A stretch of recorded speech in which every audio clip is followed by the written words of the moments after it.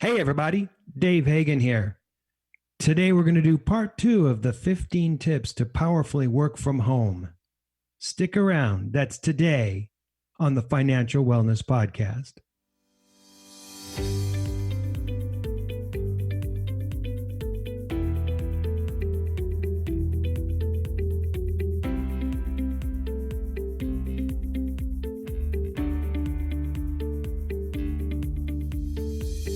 Welcome to the Financial Wellness Podcast, Dave's weekly message to keep you on your path to financial success. Here is your host, financial problem solver and talk show host, Dave Hagan. Hello, everybody, and welcome to this week's edition of TFWP, or for those of you that don't know it, the Financial Wellness Podcast, coming to you on iTunes and also on Spotify. With us today, we've got Nick Appel, we've got Brian Reed. We're coming to you from all over California. You know the usual places. Hey guys, how you doing? Hey, yo. Everybody's smiling. Everybody's ready. You know, last week we were talking about these 15 tips, and we just got into some little side issues and didn't get through all of the 15 tips. But we were talking about this working from home and why it was going to be a good thing. And even if it wasn't, the fact that it was simply inevitable, it's going to happen. So don't get run over by it. Jump on the train and ride it. And let's find a way to use it to your benefit, because it's happening whether we like it or not. So we talked about the first 4 rules. The first one being create a personal morning routine. The second one being creating a business morning routine. The third one being take scheduled breaks. The fourth one being protect your time. And if you don't know what we mean by this, hey, go back and listen to the podcast last week. That's what it's for. We're going to move on to number 5 now, 5 out of 15. Number 5, set up ground rules with others in the house. And I think you got to do it. It's really hard to do, but don't think that a do not disturb sign is unfriendly. It's necessary. Put a sign on the door. Make sure that everyone knows not to bother you. They only bother you in a couple of very distinct, unique circumstances, like I'm having a heart attack, or the house is burning, or there's a policeman at the door.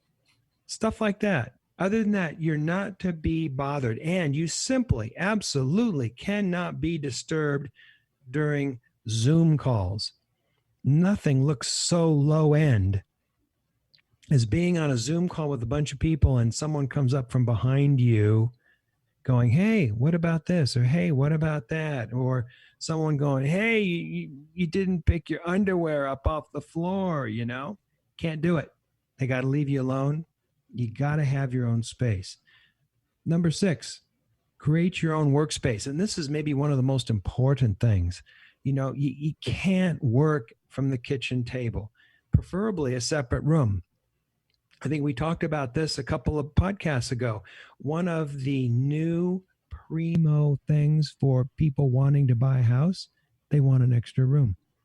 We just sold our house, and one of the reasons that they bought it was because there was an extra room so the guy could work from home. Didn't even work in the city. Didn't even work in Southern California anymore.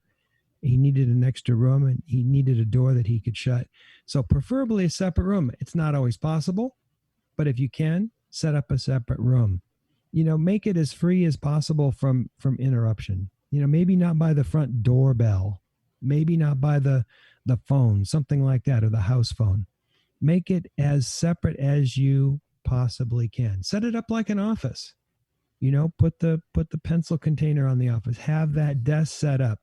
You know, set up your own monitor that you can run your laptop off of. You know, your own nice large monitor kind of creates a feeling of, hey, this is mine. I got my monitor, my large monitor this week. It was a 27-incher from Costco, by the way. Wow. I know. I can't do like the little 12-inch or 14-incher that comes with the laptop. It's just too difficult on my eyes. So now I've got this larger one, and it's really creating a sense of, hey, this is where, you know, this is where Dave works. This is where I'm supposed to go and have it quiet. And I think it makes a big difference. You know, pay attention to where you set up. Don't give yourself a cramped little corner. Now, if you don't have a desk that's got its own sense of privacy, or if it's in a little corner and you're going to do your Zoom calls in a closet. Go into a closet, shut the door, turn on a background of, a picture of a bookcase that you took, and import that picture into the Zoom program so that you look the part. But it's nice if you got your own place where you can be, where you have your own monitor, where you have your own pencil container, where your pen sits, and your pad of paper, and you can do your stuff. And that way you can Zoom it at any moment. If someone wants to talk to you, you can turn the email on and boom, you're right there. Oh, you don't know how to do a Zoom call in a professional way? Well, I'm glad that you had that thought, because I want you to go back to episode 316. We did it about 2 months ago, and we talked about how to Zoom well. You need to set up a video studio. You need a background. You need the right kind of mic. You need the right kind of lighting, et cetera, et cetera. We'll show you all how to do it. Episode 316. Go back and check it out. And Dave, let me interrupt real quick, because I think there's one thing that was not discussed. And I think this one item is a must have and a must splurge. Mm-hmm. Get a nice office chair. There's just something about sitting in a comfy chair that really makes you feel good compared to my $45 chair that I'm sitting in right now, which is a little uncomfy. And I wish I spent an extra $50 on a more luxurious chair. No, I will say that a comfortable butt is a happy butt. And I think that's a truth. Good point. But you need to set up your own studio. You need to be able to do that. You need to have your own space. I just think it's becoming more and more of a necessity. All right, number 7, talk with others by Zoom during the day. I think Zoom's better than the phone because it creates a more personal, emotional connection. But if you've got a lot of colleagues, periodically drop in with a Zoom, send them an email and say, hey, if you got a minute, let's chat. And then you can chat with them about whatever you would usually chat with them as you look over the divider, or as you would meet them at the water cooler or whatever, just to say hello. It doesn't have to be long, but at least you're creating that emotional connection, that visual, visceral, emotional connection. And you could even do it with 2 or 3 people at a time. And you don't want to spend a lot of time during the day, obviously, doing this, but it creates some personal interaction. I know, Nick, you talked about wanting to go into the office.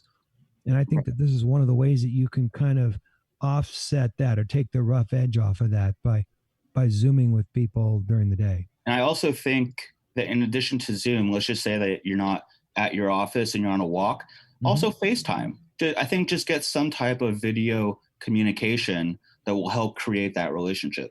Sure. But, while you're doing all this, remember to wear pants. I know a lot of people go, oh, I can work without any pants. No, you really need to. I think you behave a little differently when you've got pants on and you've brushed your teeth. I think it makes a difference, Number 8, set up lunches by Zoom. Or, hey, how about this? Even happy hours. I know a lot of people that are doing happy hours by Zoom these days, and, family events and birthdays and that kind of stuff. My mother recently had her 90th birthday party, and all the grandkids were in the state of California, and everybody dialed in. And just to see her, sitting on the couch, and we'd set it up so that it was through the big screen TV with her 9 grandkids all looking in. Special event. But you can do that with people that you work with too. You can create small groups. You can create medium groups. And I think it makes a lot of sense. Set up lunches with Zoom. Make sure that you stay in touch and that you network and that you connect viscerally. And you've got to be very affirmative in terms of your thought process, in terms of setting it up. Because if not, you're just going to be in a closet growing a beard and long hair with headphones on and doing your work. And you don't want to do that. David, you just described me, buddy. You're looking right at me and describing me. Well, we're doing this on video Zoom, and I'm going to say to the listeners, both of you guys are sporting some beards going, not beards, but some growth going on there. A little scruff. Yeah. Nothing wrong with it. No, no. And in fact, I'm a little ticked off because I don't grow in like you guys do. I only had a beard one time in my whole life, and after that, it was like, don't do that. Don't do that.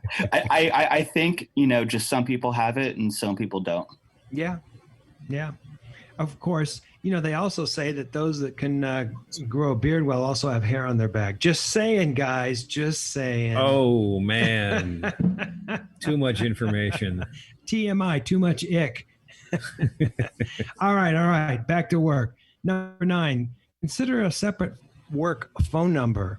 I think Apple allowed you to have 2 different phone numbers on the same phone. I don't know if they still do that, but I know that was a feature a way back. They do. And do they still do that? I think that's a great thing to have, because that way you can look at the phone number and you can know whether you're picking up a personal call or you're picking up a business call. I've always had this nightmare that I would pick up the phone and it would be someone from work, and I would think that it's from the wife, and I'd say, "Hey, baby," and then I'd get sued. You don't need that. It's nice to know in what context you're picking up the phone, and to have a separate number makes sense. It also makes it very difficult for people to call you after hours, your boss to call you, late into the night. Hey, I know it's after work hours, but what about this or that? It's nice to be able to have something that you can have go to voicemail when you are not supposed to be at your desk. Number 10, take advantage if you can. And I never tell people to take undue advantage, but if you can take some advantage, do it if you can. The example I like to give is my daughter came down to visit us for a week, and she still had to work, and she was working full time, but she would go out by the pool and sit by the pool and use her phone and plug in the headset so that there was not a lot of ambient noise, and open up her laptop and connect to the internet and did work all day out by the pool. And so she was getting the advantage of, visiting her folks, which is something I highly encourage. And she would sit by the pool and get to enjoy the sun in the pool, and got a lot of work done. In fact, she said that most of the time she was a lot more efficient, a lot more productive than if she had been sitting in her, office where she normally was at. I don't think they even knew, because and Dave, she wasn't doing video conferencing. This goes back, directly to what we discussed last week, and how the hybrid type of work life is going to be beneficial for many of us. Is that, you can work from your pool, and if the work is done and it's done well, there should be no issue. Yep. I've had this fantasy for years that I could move to Hawaii and be sitting out on the beach when a call would come in, video call. I could run up behind a cardboard cutout of me from the neck down in a suit and tie. Right. And I go up behind and go, "Yes, can I help you? What can I help you with?" And that sounds really good. And it would work until, you hear someone in the background yell, "Surf's up, dude, cowabunga." Maybe not. But hey, if you do that, you wouldn't even have to brush your teeth or get dressed in the morning if you were doing that. I don't recommend it. Don't recommend it. But take advantage if you can. If you got a meeting coming up, if it's an audio meeting, go to the park and take the meeting if the park's quiet. Never tell the group where you are. Never do a group meeting where you're sitting at the park. You know why? They'll be envious. They'll be jealous. But if it's an audio call, you can go to the park and take it, or you could go for, I guess, a quick walk if it's not too uphill and you're not going to breathe too hard. But there are things that you can do even around the house. If you've got some studying, or if there's a call where you don't have to be too much of an active participant, you can go in and, make some lunch, or you could bake some bread, or you could do whatever you like to do. But take advantage if you can without getting caught. Number 11, be very clear with management as to their expectations. You need to have a conversation with management about when do they expect you to answer the phone? When do they expect you to be ready for a spur of the moment Zoom call? But be very clear with them as to what their expectations are, because managers are always suspicious, and goofing off is the biggest reason not to let people work at home. So be very clear with management as to what their expectations are. Number 12, be very careful to document your progress or time. If you're a time-based job, make sure that you're including all that time. If you're a progress-based job, make sure that you're showing that. And, send emails, send progress reports to management so that they know that you're there and that you're getting your stuff done. Number 13, promptly return emails, calls, voicemails.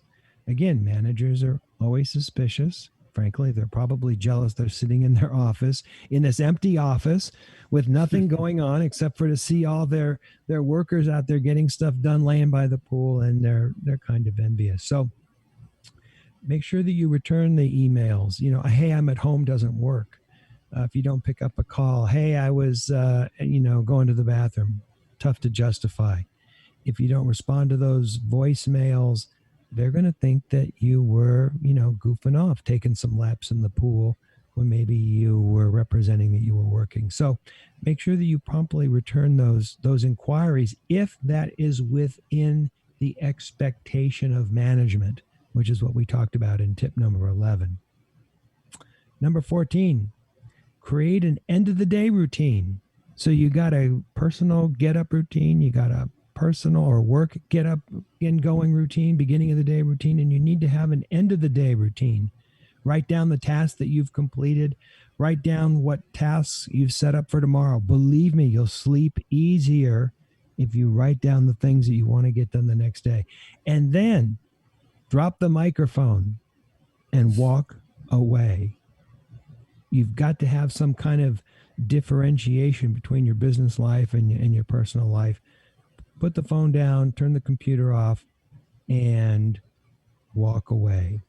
And then number 15, and this is something I've thought about a lot, use your saved commute time for yourself, not for work.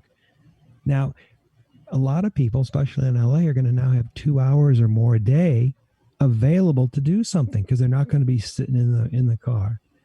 So what are you going to do with that? I mean, you can go home and, watch a Kardashian show, but that's like chewing gum. That's like empty calories. There's nothing going on there. It just keeps your jaw moving. It just keeps your eyeball moving. Do something that's good for you. Exercise.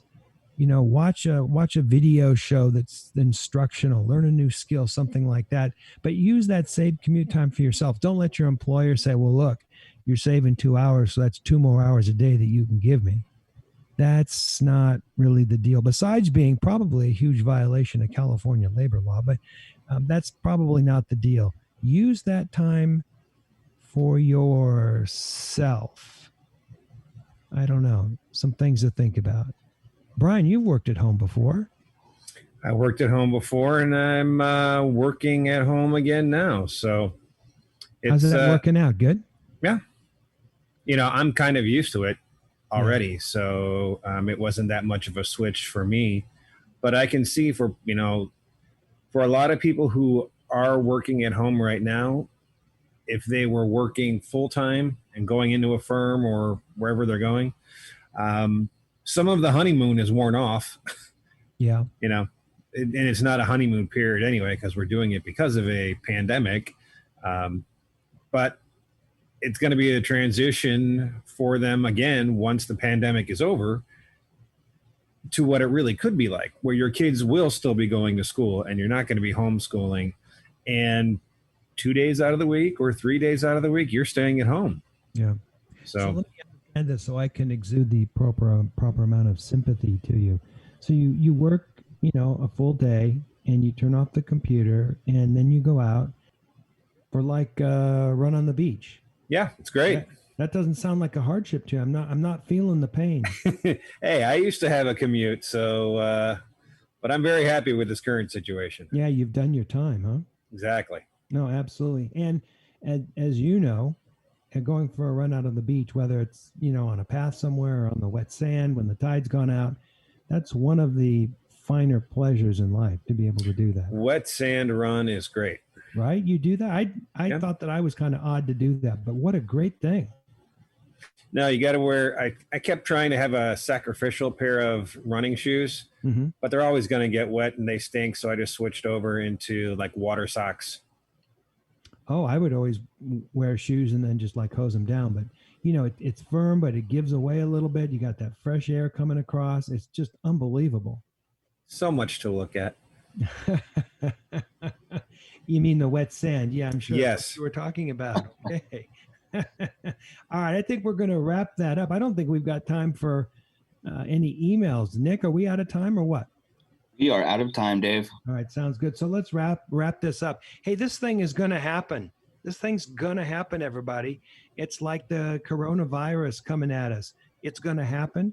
And now it's caused a tectonic shift in how we're going to conduct work. So get ready. There's nothing we can do to change it. I think it's going to be good if we do it smart. I think that for our listeners who now have 15 tips on how to do it well, it can make them more powerful, more successful in their jobs. So think about that stuff. Put these tips together on a piece of paper. Follow some of these tips and be more powerful and be more successful in your personal and financial life. You know, I think that's a wrap. Thank you to Nick and Brian. Thanks, Dave. Been fun. Hey, as always, thanks a lot, Dave. Everybody, we'll talk to you next week. This is Dave Hagan, and you've been listening to the Financial Wellness Podcast.